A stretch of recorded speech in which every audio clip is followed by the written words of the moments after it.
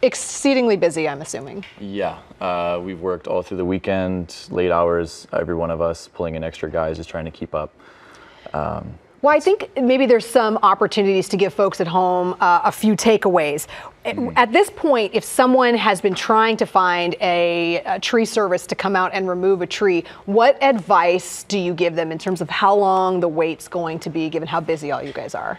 Well, people are filling up really fast. I know our schedule is getting very, very full. We're leaving certain windows for, critically emergency situations. Like it's popped your house. Like it's on your house. Yeah. It's like on a car. Usually we can still fit those in, but everyone else that I talk to is filling up. So the best thing is just to call in as soon as you can.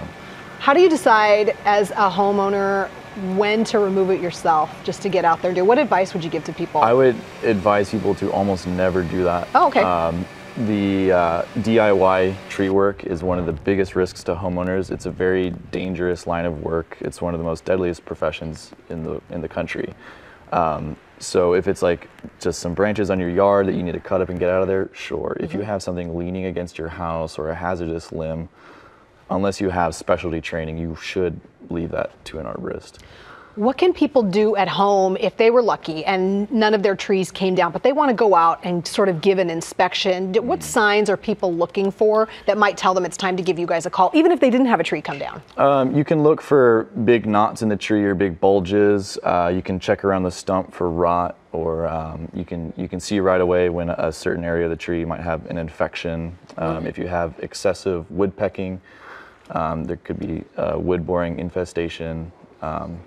Or even just big limbs over a house or a garage. If you think that looks heavy, it might be. And so you should call an arborist and get a formal opinion. One thing I remember from last spring when it was particularly wet is actually trees are still going to become sort of heavier as more and more of them start to bud and bloom. Can you talk a little bit about that and the risk moving forward in case we get another one of these high wind situations? So that might be just a good time to bring up the point that you should just regularly have your trees pruned. It seems as though that's kind of not on everyone's front of their mind.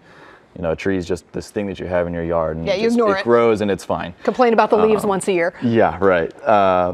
But trees, like everything else, need attention. And so if your trees are pruned regularly, every 3 to 5 years, then you keep that at bay. You keep that weight reduced. You keep them safe.